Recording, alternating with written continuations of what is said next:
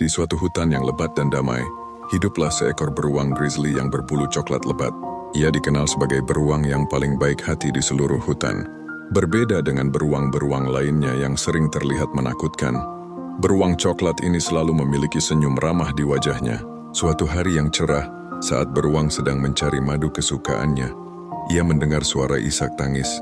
Penasaran, ia mengikuti suara itu dan menemukan seorang anak kecil yang tersesat. Anak itu mengenakan baju biru sederhana dan memiliki wajah yang polos penuh ketakutan. "Jangan takut, aku tidak akan menyakitimu," kata si beruang dengan suara lembutnya. Meski awalnya ragu, anak itu perlahan mulai percaya pada si beruang.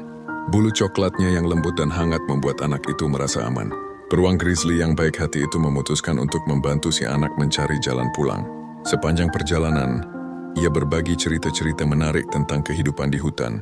Si anak, masih dengan wajah polosnya dan baju birunya yang sama, mulai tertawa mendengar kisah-kisah lucu si beruang.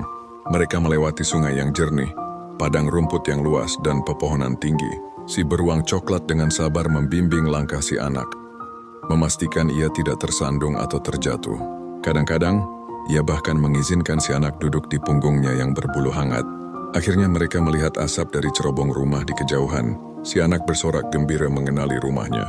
Beruang grizzly yang baik hati itu mengantarkan si anak hingga ke pinggir hutan, dekat dengan rumahnya. "Terima kasih, beruang baik," kata si anak dengan senyum lebar di wajahnya yang masih sama polosnya, seperti saat pertama kali mereka bertemu. Beruang coklat itu mengangguk dan melambai. Hatinya terasa hangat melihat si anak berlari gembira menuju rumahnya. Sejak hari itu, si beruang grizzly semakin dikenal sebagai pelindung hutan yang baik hati. Bulunya yang coklat menjadi simbol kebaikan dan kehangatan bagi semua penghuni hutan.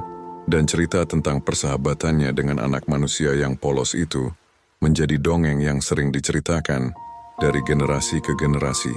Kisah ini mengingatkan kita bahwa kebaikan hati tidak mengenal bentuk atau wujud. Bahkan seekor beruang grizzly yang besar dan berbulu coklat pun bisa memiliki hati yang lembut dan penuh kasih sayang.